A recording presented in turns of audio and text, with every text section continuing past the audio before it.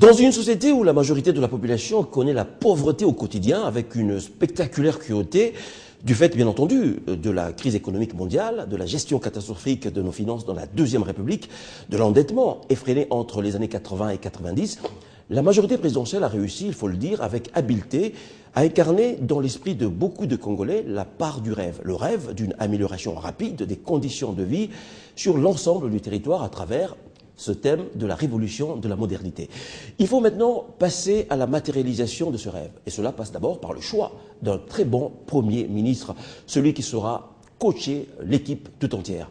Certes, le chef de l'État n'a pas le choix facile et la disparition brutale d'Augustin Katumba Manqué, qui fut l'un de ses plus efficaces stratèges, complique davantage son équation. Pourtant, il devrait se décider rapidement. Pourquoi?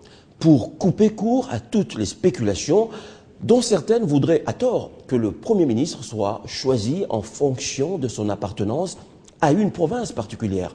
On parle beaucoup de la province orientale, en s'appuyant sur une argumentation floue et dépourvue de fondements constitutionnels. On parle tout autant des deux Kasaï, selon un calcul politique qui a montré ses limites. Après tout, la présidence de l'Assemblée nationale, la vice-primature, le ministère de l'Intérieur étaient, au cours de la législature passée, occupés par les ressortissants de Kasaï. Cela n'a pas empêché la majorité d'y subir un sérieux revers. Il y a de plus une tendance qui voudrait que le président pioche son Premier ministre au sein de l'Assemblée nationale, et certains vont encore beaucoup plus loin dans les provinces qui l'ont bien élu. Là encore, c'est le fruit de l'imagination des intellectuels en quête de positionnement et de leadership. Ce qu'il faut dire, c'est que le président doit choisir le meilleur de ses lieutenants.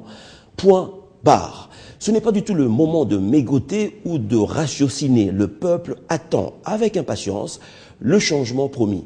Évidemment, le Premier ministre doit être un très bon économiste.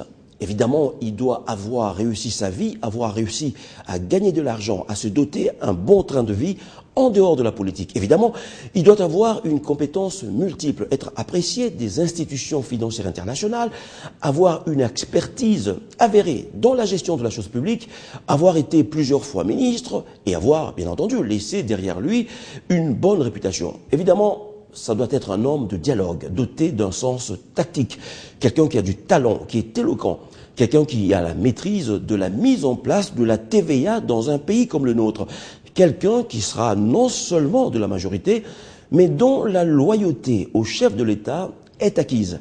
Il sera, bien entendu, vous l'avez compris, forcément issu du noyau dur des fidèles de Joseph Kabila.